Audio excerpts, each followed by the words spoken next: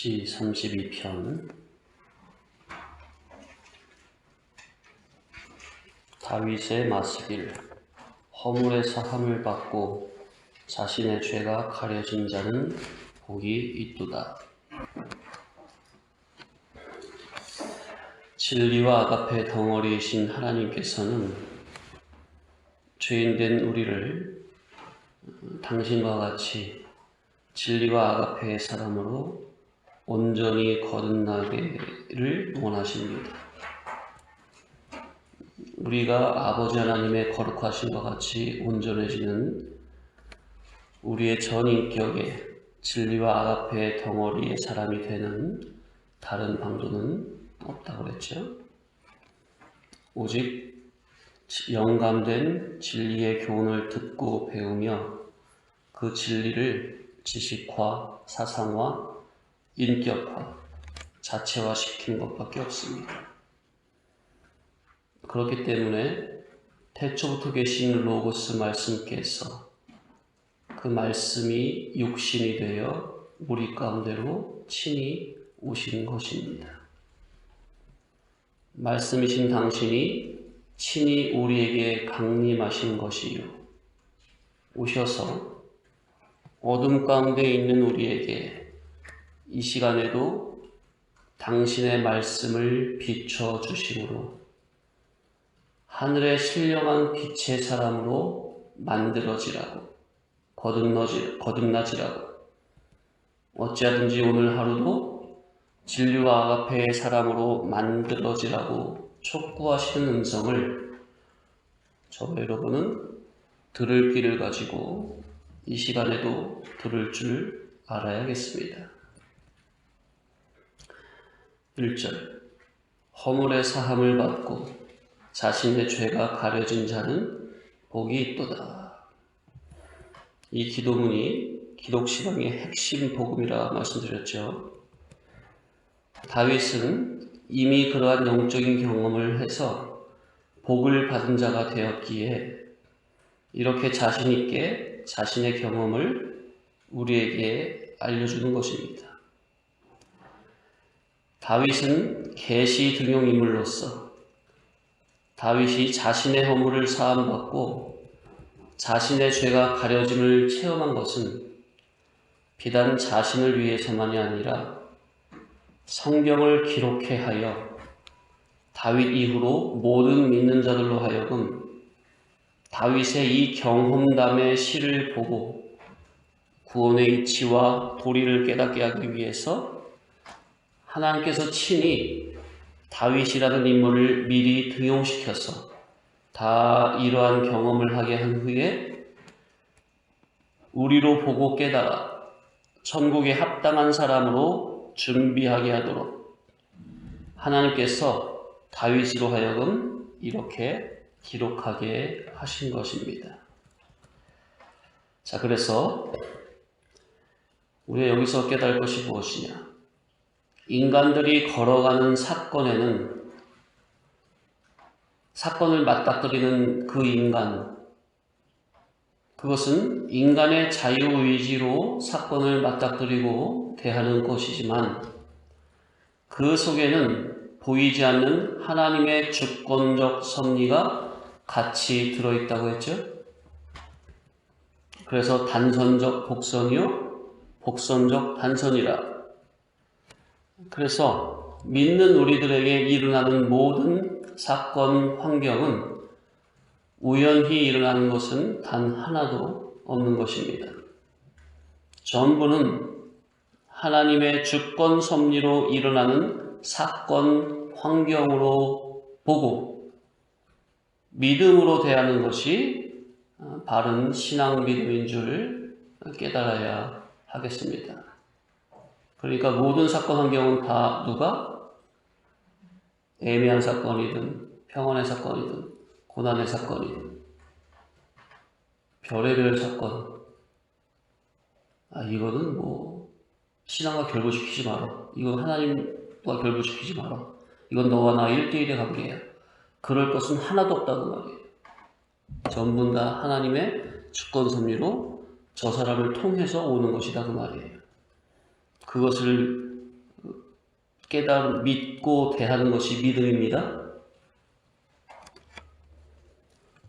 자, 그러니 하나님께서 계시 등용인물로 다윗을 등용시켜서 나 대신에 다 경험을 하게 했으니, 미리 경험을 하게 해서 성경에 미리 기록을 했으니, 지혜자는 다윗의 경험담이 담긴 성령의 감화로 기록이 된 이러한 시들을 보면서 다윗이 죄와 허물에 빠져 허우적거리다가 그리스도의 중보 구속의 은혜로 모든 죄가 용서함을 받고 거듭나지는 새 사람이 되는 방법이 기록이 된 이러한 기도문을 읽으면서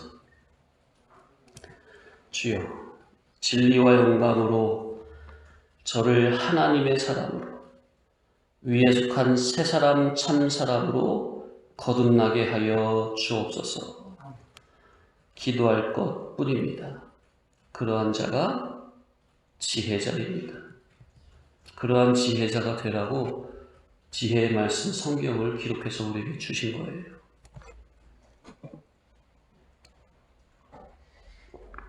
그러니 지혜자는 늘 이 성경을 가까이 하고 묵상해야 되겠죠. 시편 32편 전체를 가만 봐보니까 1절이 뒤에 11절까지 전체의 핵심 구절이요, 대전제요, 결론이 되는 구절입니다. 대전제요, 대전제. 대전제를 딱 잡아놓고 그 다음부터는 이 대전제가 어떻게 이렇게 되어 있는 것인지 계속해서 이끌어나가는 거죠.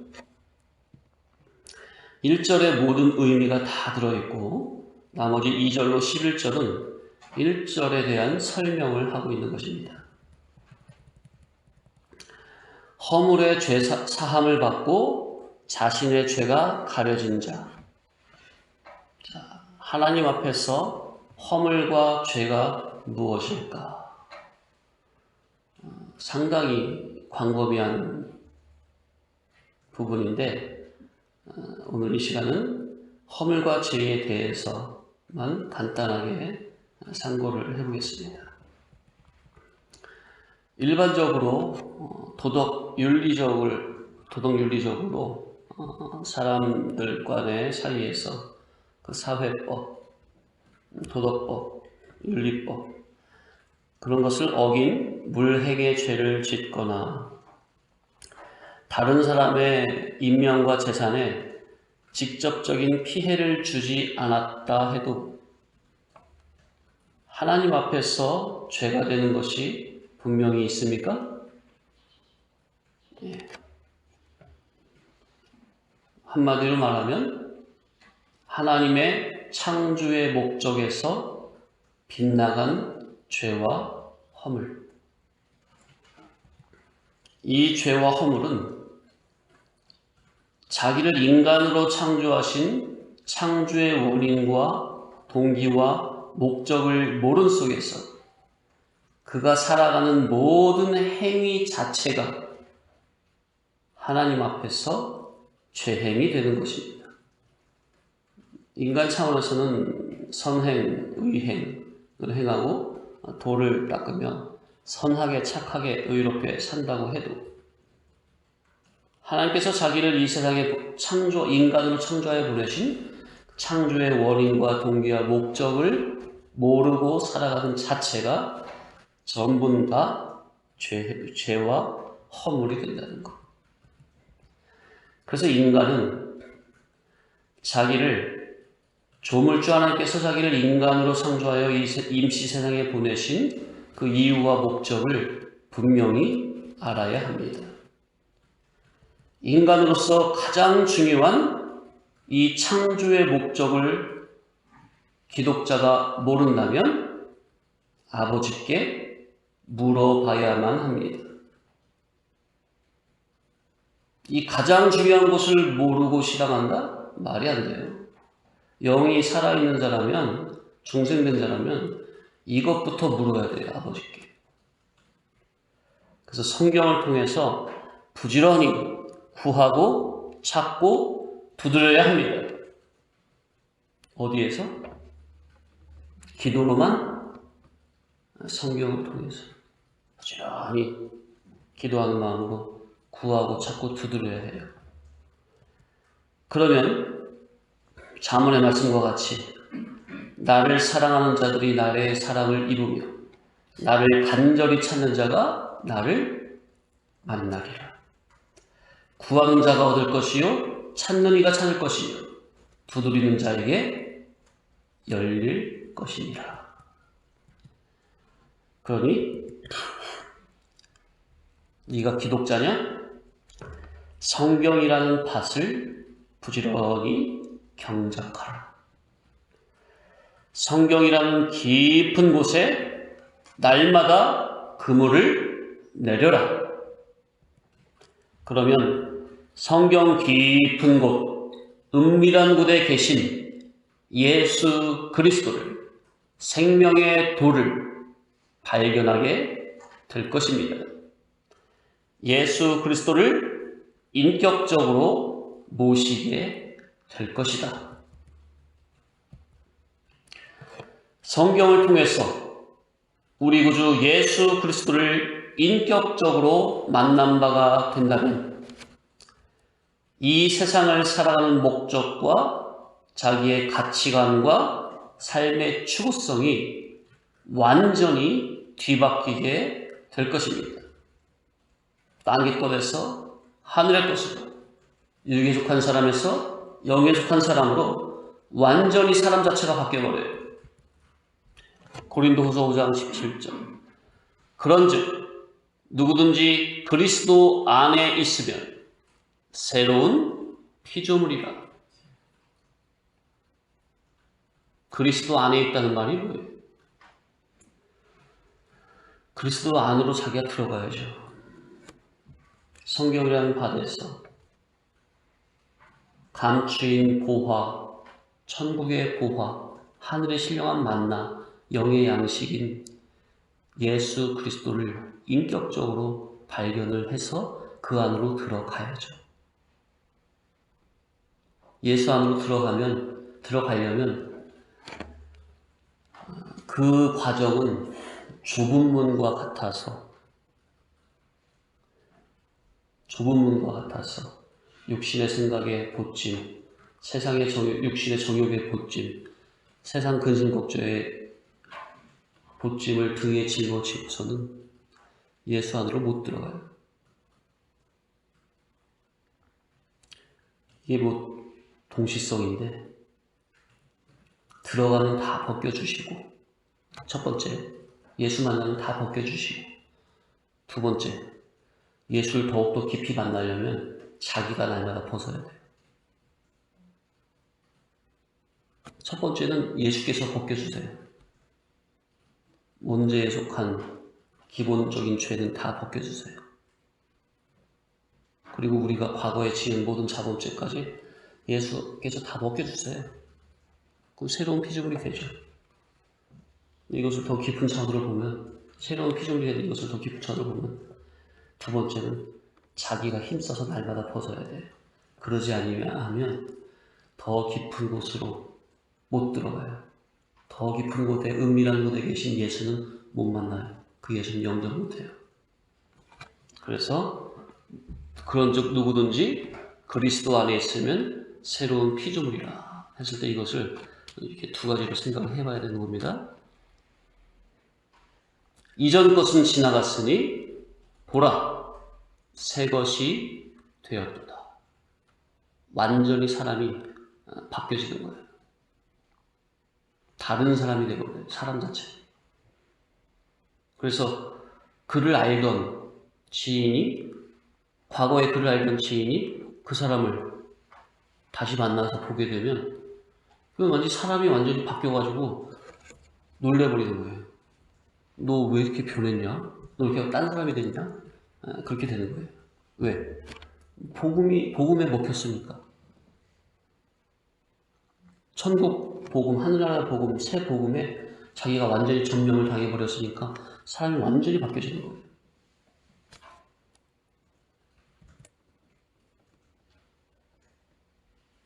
이게 바로 성경이라는 밭을 부지런히 경작해서 성경이라는 깊은 곳에 그물을 내려서 깊은 곳에 계신 주님을 모신 자의 특징이에요. 육위주, 육주격, 물질위주, 물질주격의 삶에서 영위주, 영주격, 천국위주, 천국 중심의 삶으로 완전히 바꿔진 자기를 발견하게 될 것입니다. 우리가 이렇게 변화가 돼야 돼요. 날마다 새로운 피조물로 잉태가 돼야 돼요. 무엇이 허물이요 죄냐?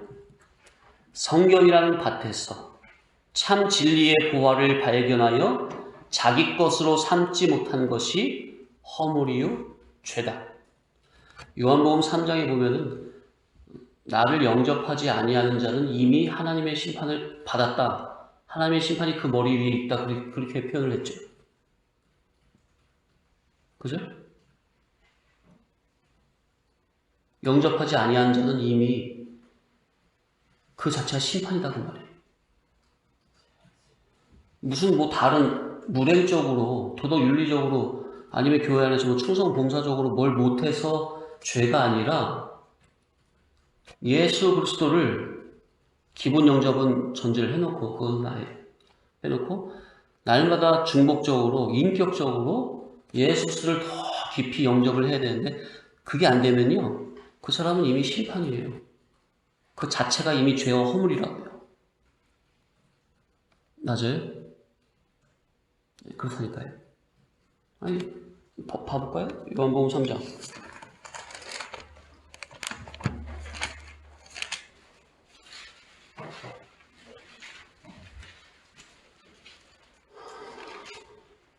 18절 시작. 그를 믿는 자는 심판을 받지 아니하는 것이요 믿지 아니하는 자는 하나님의 독생자의 이름을 믿지 아니하므로 벌써 심판을 받은 것이라. 벌써 심판을 받았대요.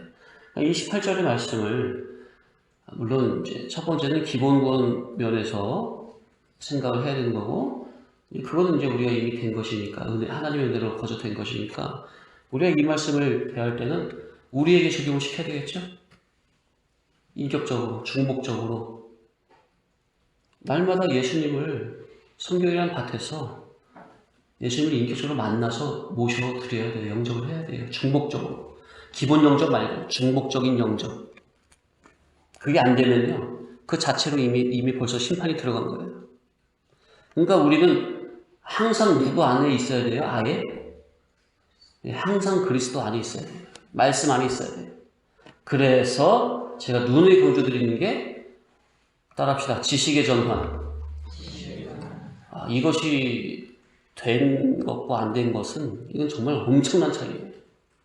지식의 전환이 되기 전에는 자기가 정말 이게 얼마나 힘든 거냐면 그 어린아이의 수준에서 날마다 경건의 훈련을 힘써 해야 돼요. 그런데 이게 지식의 전환이 됐다는 것은 이거는 기본적으로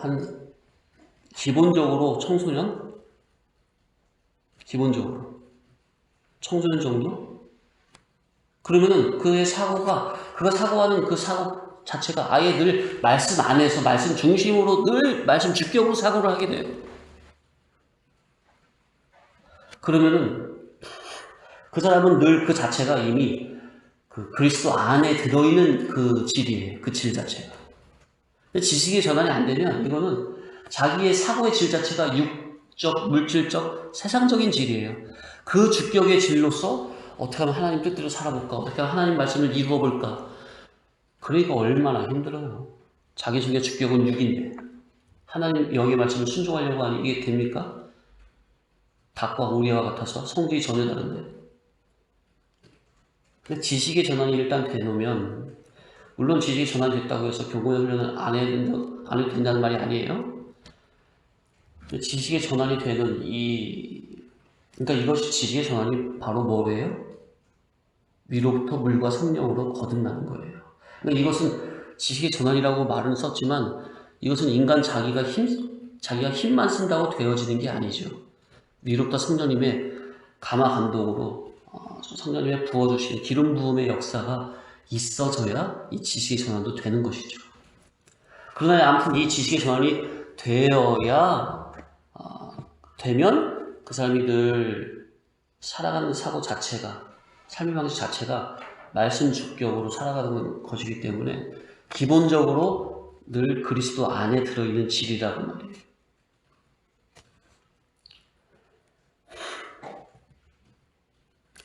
무엇이 허물이요 죄냐?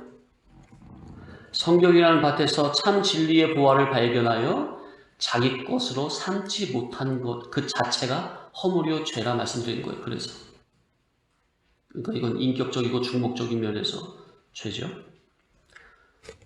무엇이 허물이요 죄냐?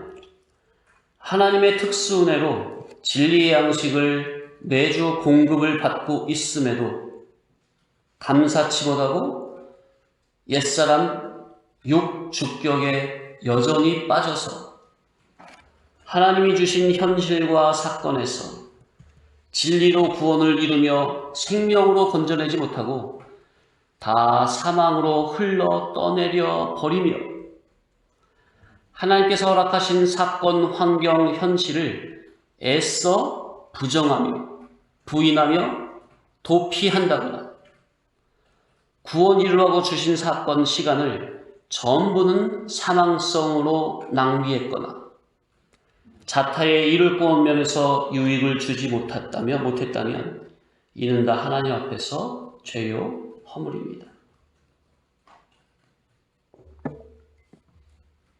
그러니까 이것은 어떻게 몸 밖으로 드러나는 물행죄입니까? 아니면은 자기 몸 안에서 일어나는 죄입니까? 하나님의 근본, 그 말씀의 질에서 빛나간 삶을 살고 있는 그 자체가 죄다 그 말이에요. 그 자체가 허물이다 그 말이에요. 우리는 과연 어떠합니까?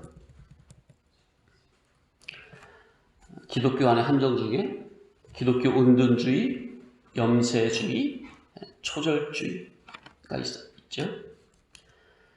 산속에 혼자 가 있으면 아무도 안 만나면 그 사람은 죄나 허물이 없는 겁니까?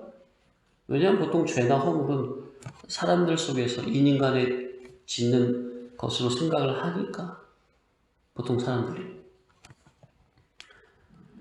사람을 만나면 자꾸 그를 통해서 자꾸 내가 죄만 지으니까 나 혼자 어디 산속이나 기도굴이나 기도원이나 아니면 방이나 나 혼자만 있다면 자꾸 아무도 안 만나고 왜? 만나면 자꾸 자기가 죄를 지으니까. 사람을 피해서 자기 혼자만 있다면 그는 하나님 앞에서 아무 허물도 없는 것입니까? 일반 도덕성적으로 죄는 안 지었는데 그래도 하나님 앞에 여전히 허물은 여전히 그 속에 들어있습니까? 그 사람 속에 들어있습니까? 앞서 말씀드린 그 죄와 허물, 그것은 여전히 들어있죠? 자, 그리고 하나님께서는 자기를 어디 산속에서 살게 하셨어요? 아니면 사람 가운데 살게 하셨어요? 인인 관계성을 통해서 이루어야 할 구원이 있습니다. 내가 다른 사람과의 관계성에서, 인인 관계성에서 구원을 이루어야 할 것이 있어요. 인류 사회적 환경 속에 살면서 이루어야 할 구원이 있습니다. 그런데 하나님께서 주신 현실, 환경을 다 부인하고 부정하여 하나님께서 인인 관계성 속에서 구원을 이루라고 주신 그 현실을 도피하고 외면한 허물과 죄가 있습니다. 자기는 마음에 안 드는 사람과 같이 사느니 차라리 나 혼자 깨끗하게 살자고 산속으로 기도굴로 들어갔지만 하나님께서는 인간 자기를 인간 속에서, 세상 속에서, 교회들 속에서 살도록 했는데 자기는 하나님이 주신 현실을 다 버리고 외면하고 등지고 산으로 들어갔습니다. 이 산은 실제 산도 될 수도 있고 자기 마음 안으로 스스로 갇히는 산도 될 수 있겠죠. 현실 도피 속에는 관계의 구원은 다 망가져 있습니다. 그래서 우리는 내가 만나는 모든 사람들과의 관계성 속에서 그리스도인으로서 어떻게 비춰지고 있는 것인지, 그리스도인으로서 어떻게 처신을 하고 있는 것인지 세밀하게 살펴야 할 것입니다. 허물의 사함을 받고 자신의 죄가 가려진다는 것은 바로 죄사함이죠. 허물과 죄는 인간 자기가 자기 속에 아예 뼛속까지 뿌리 박혀 있는 것인데 그것을 그대로 두면 그 자체로 하나님의 진노와 심판을 불러오게 됩니다. 인간이 자기의 허물과 죄를 무엇으로 없앨 수 있습니까? 무엇으로 가릴 수 있습니까? 그 누가 자기의 허물과 죄를 가려줄 수 있습니까? 창세 이후 선악과 따먹은 인간 세계에는 아무도 없습니다.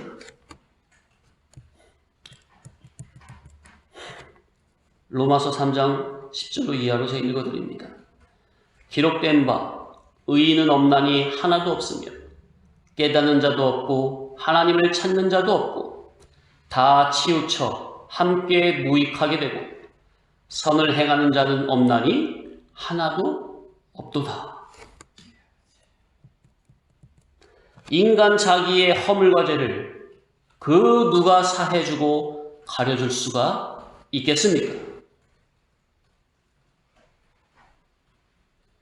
선악과 먹은 인간 세계에는 아무도 없다고 그랬죠? 누구밖에 없어요? 그러면 오직 하늘에서 내려오신 하나님의 맏아들 독생자 예수 그리스도의 구속밖에는 없습니다. 시편 146편 3절 이하로 읽어드립니다. 귀인들을 의지하지 말며 도울 힘이 없는 인생도 의지하지 말지니 그의 호흡이 끊어지면 흙으로 돌아가서 그날에 그의 생각이 소멸하리로다. 야곱의 하나님을 자기의 도움으로 삼으며 여호와 자기 하나님에게 자기의 소망을 두는 자는 복이 있도다.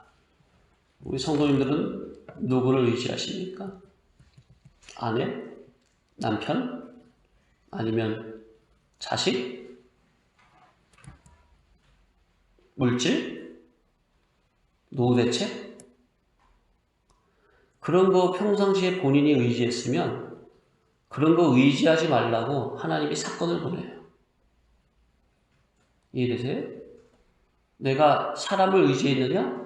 아내나 남편이나 아내나 뭐 자식이나 그 어떤 사람을 의지했느냐? 그 사람 의지하지 말라고 아예 정념이 떨어진 사건을 보내세요, 하나님. 오직 하나님만 의지하라. 내가 물질을 의지했어요? 의지하던 물질, 하나님처럼 섬기던 물질 홀라당 다 날려버릴 거예요, 하나님. 그런 사건을 보내신다. 그런데 그런 게 없어지면 힘이 쫙 빠지죠. 예? 내가 믿었던 사람에게 배신당한 것 같으면 힘이 쫙 빠집니까? 내 믿었던 물질이 날아가 버리면 힘이 쫙 빠져요? 그 증거가 뭐예요? 자기가 그동안 그걸 의지했다는 증거예요. 그러니까 하나님이 그거 의지하지 말라고 그런 사건 보내시는 거예요. 맞아요?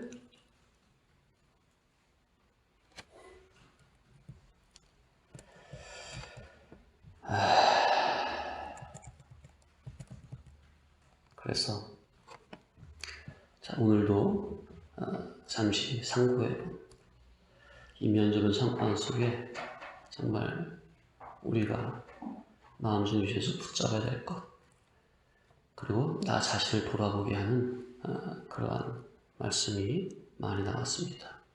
깨달은 말씀을 붙잡고 기도하시다가 돌아가시기 바랍니다.